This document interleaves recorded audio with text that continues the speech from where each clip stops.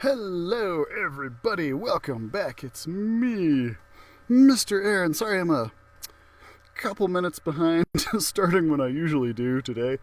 I had some minor technical difficulties, but they have been resolved, and so we should have a very pleasant, uninterrupted experience today.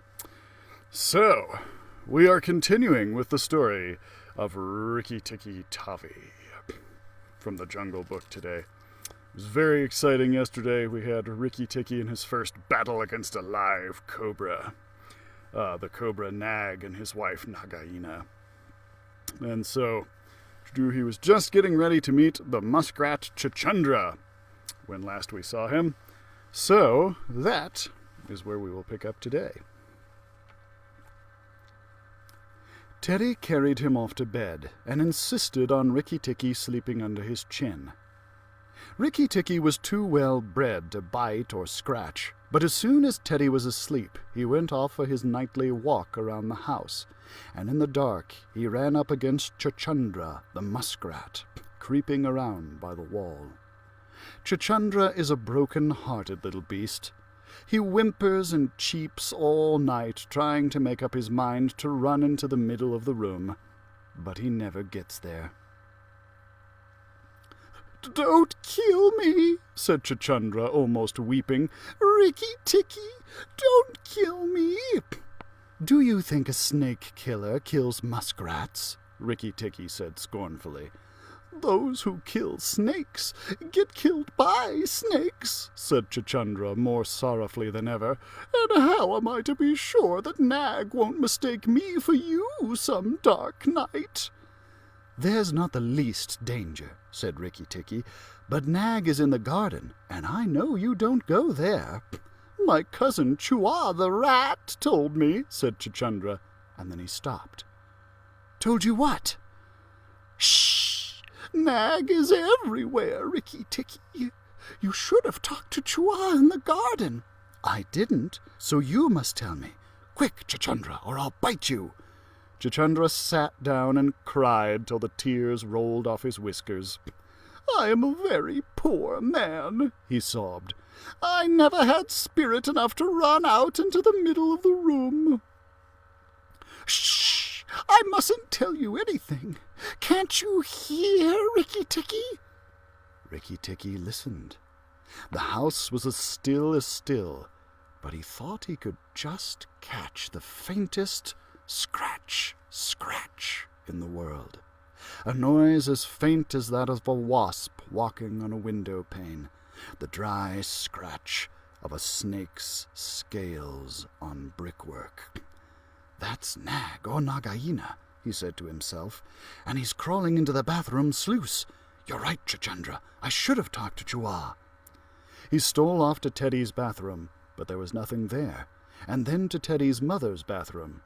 At the bottom of the stone plaster wall, there was a brick pulled out to make a sluice for the bath water, and as Rikki Tikki stole in by the masonry curb where the bath is put, he heard Nag and Nagaina whispering together outside in the moonlight. "When the house is emptied of people," said Nagaina to her husband, "he will have to go away, and then the garden will be our own again.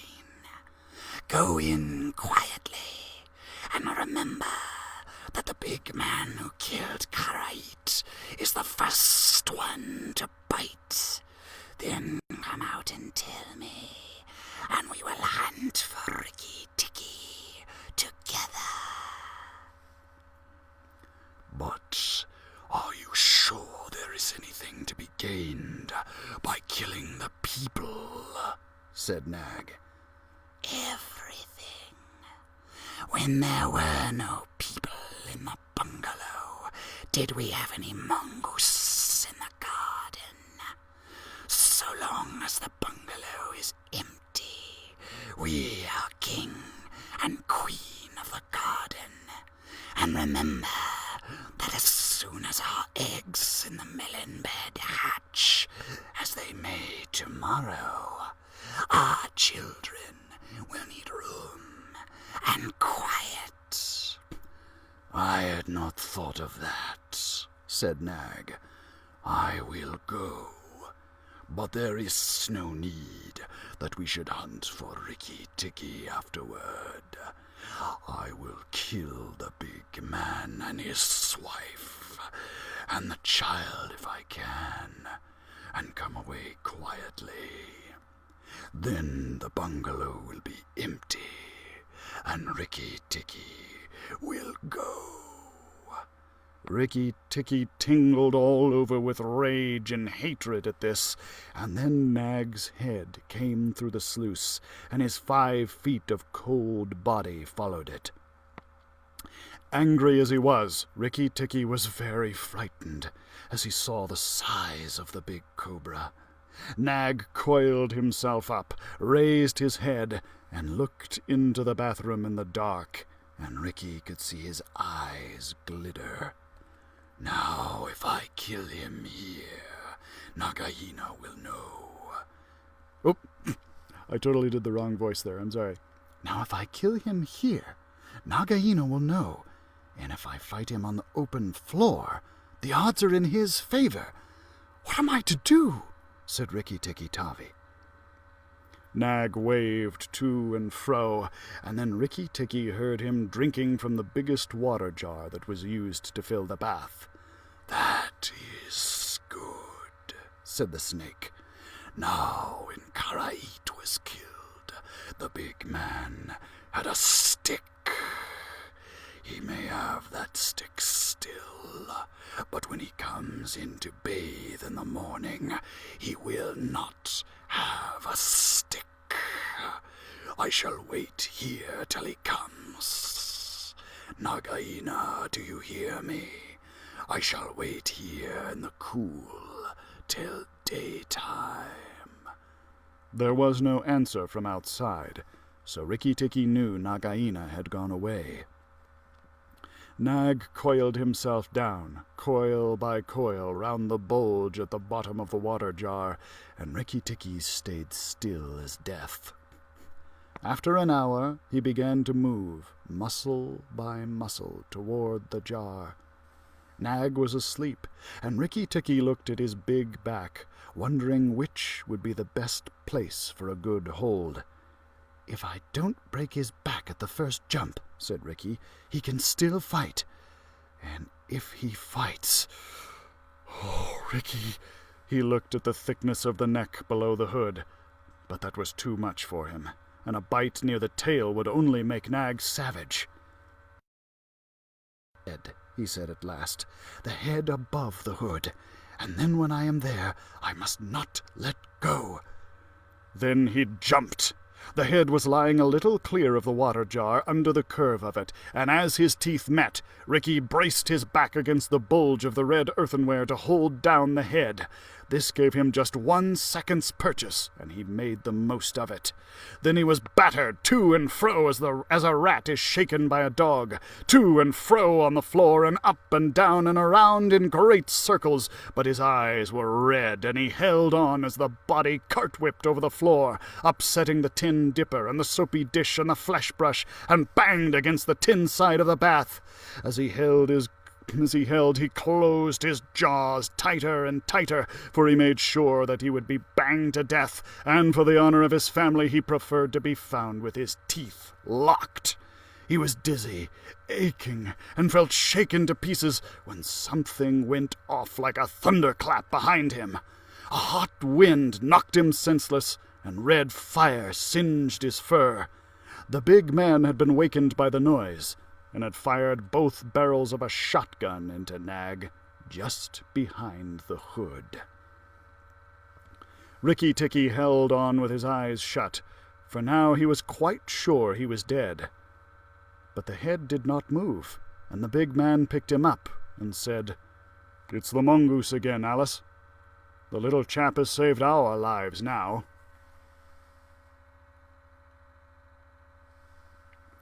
Then Teddy's mother came in with a very white face, and saw what was left of Nag, and Rikki Tikki dragged himself to Teddy's bedroom and spent half the rest of the night shaking himself tenderly to find out whether he was really broken into 40 pieces as he fancied. When morning came he was very stiff, but well pleased with his doings. Now I have Nagaina to settle with, and she will be worse than 5 nags, and there's no knowing when the eggs she spoke of will hatch. Goodness, I must go and see Darzee, he said. Without waiting for breakfast, Rikki Tikki ran to the thorn bush where Darzee was singing a song of triumph at the top of his voice. The news of Nag's death was all over the garden, for the sweeper had thrown the body on the rubbish heap. "Oh, you stupid tuft of feathers," said Rikki Tikki angrily. "Is this the time to sing?" "Nag is dead! Dead is dead!" sang Darzee. "The valiant Rikki Tikki caught him by the head and held fast. The big man brought the bang stick, and Nag fell in 2 pieces. He will never eat my babies again."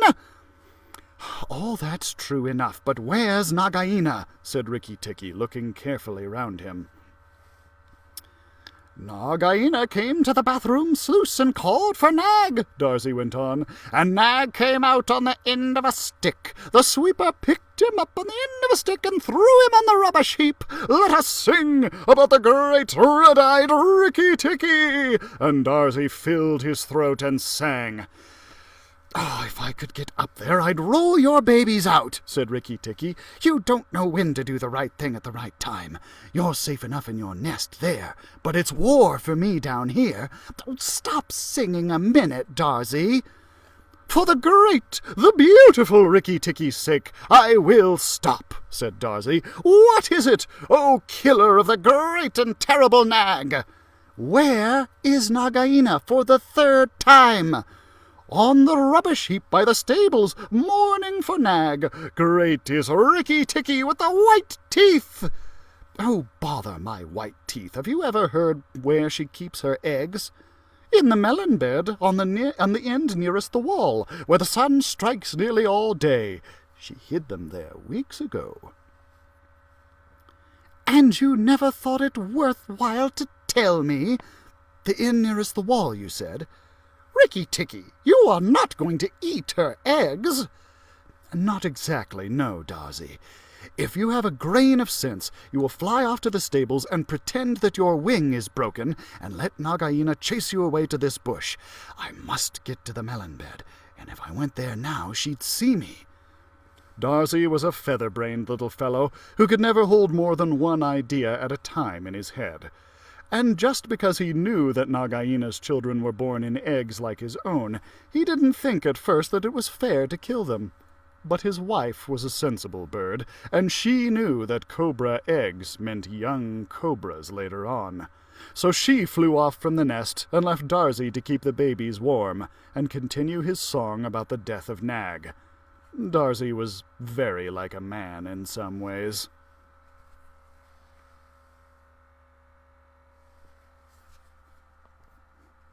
She fluttered in front of Nagaina by the rubbish heap and cried out, "Oh, my wing is broken! The boy in the house threw a stone at me and broke it!" Then she fluttered more desperately than ever.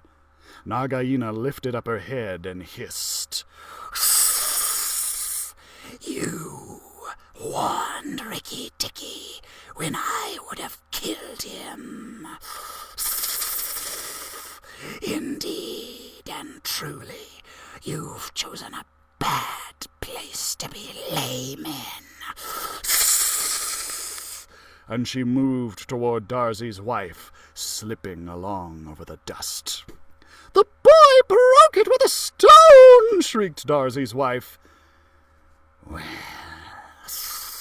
it may be some consolation to you when you're dead to know that I shall settle accounts with the boy. My husband lies on the rubbish heap this morning, but before night the boy in the house will lie very still. What is the use of running away? I am sure to catch you. Little fool, look at me." Darzee's wife knew better than to do that, for a bird who looks at a snake's eyes gets so frightened she cannot move. Darzee's wife fluttered on, piping sorrowfully and never leaving the ground, and Nagaina quickened her pace. Rikki Tikki heard them going up the path from the stables, and he raced for the end of the melon patch near the wall. There, in the warm litter above the melons, very cunningly hidden, he found 25 eggs, about the size of a bantam's eggs, but with whitish skin instead of shell. "I was not a day too soon," he said, for he could see the baby cobras curled up inside the skin, and he knew that the minute they were hatched they could each kill a man or a mongoose. He bit off the tops of the eggs as fast as he could, taking care to crush the young cobras, and turned over the litter from time to time to see whether he had missed any. At last there were only 3 eggs left, and Rikki Tikki began to chuckle to himself when he heard Darzee's wife screaming, "Rikki Tikki, I led Nagaina toward the house, and she has gone into the veranda. Oh, come quickly! She means killing!"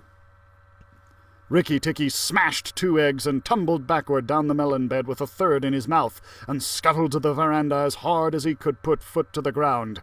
Teddy and his mother and father were there at early breakfast, but Rikki Tikki saw that they were not eating anything. They sat stone still, and their faces were white. Nagaina was coiled up on the matting by Teddy's chair, within easy striking distance of Teddy's bare leg, and she was swaying to and fro, singing a song of triumph. "Son of the big man that killed Nag," she hissed, "stay still. I am not ready yet. Wait a little. Keep very still. All you 3. If you move, I will strike. And if you do not move, I will strike. Oh, foolish people who killed my Nag." Teddy's eyes were fixed on his father, and all his father could do was to whisper, "Sit still, Teddy. You mustn't move, Teddy. Keep still." Then Rikki Tikki came up and cried, "Turn round, Nagaina! Turn and fight!" "All in good time," said she, without moving her eyes. "I will settle my account with you presently. Look at your friends, Rikki Tikki. They are still and white. They are afraid. They dare not move. And if you come a step nearer, I will strike." "Look at your eggs," said Rikki Tikki, "in the melon bed near the wall. Go and look, Nagaina." The big snake turned half round and saw the egg on the veranda. "Ah! Give it to me," she said. Rikki Tikki put his paws each on one side of the egg, and his eyes were blood red. What price for a snake's egg? For a young cobra? For a young king cobra? For the very last of the brood? The ants are eating all the others down by the melon bed. Nagaina spun clear round, forgetting everything for the sake of one egg. Rikki Tikki saw Teddy's father shoot out a big hand, catch Teddy by the shoulder, and drag him across the little table with the teacups, safe and out of reach of Nagaina. "Tricked! Tricked! Tricked!" chuckled Rikki Tikki. "The boy is safe, and it was I that caught Nag by the hood last night in the bathroom." Then he began to jump up and down, all 4 feet together, his head close to the floor. "He threw me to and fro, but he could not shake me off. He was dead before the big man blew him in two. I did it. Come then, Nagaina, come and fight me. You shall not be a widow long." All right. Now, there's a little bit of this story left, but that is where we're going to end for today. Ooh, it's going to be exciting when we pick it up again tomorrow. And I think if we finish Rikki Tikki tomorrow, I'm probably going to move on, and we'll we'll start some other stories from the Jungle Book after we finish this one. I think that'll be fun. So thank you so much for joining me, guys. I hope you enjoyed. If you did, of course, be sure to check in tomorrow at 2 p.m. as we will continue the story of Rikki Tikki Tavi. And, of course, be sure to check out our other live programs that we have going on. Toddler Time with Miss Becky, Stories with Sunny, and Creating with Constance.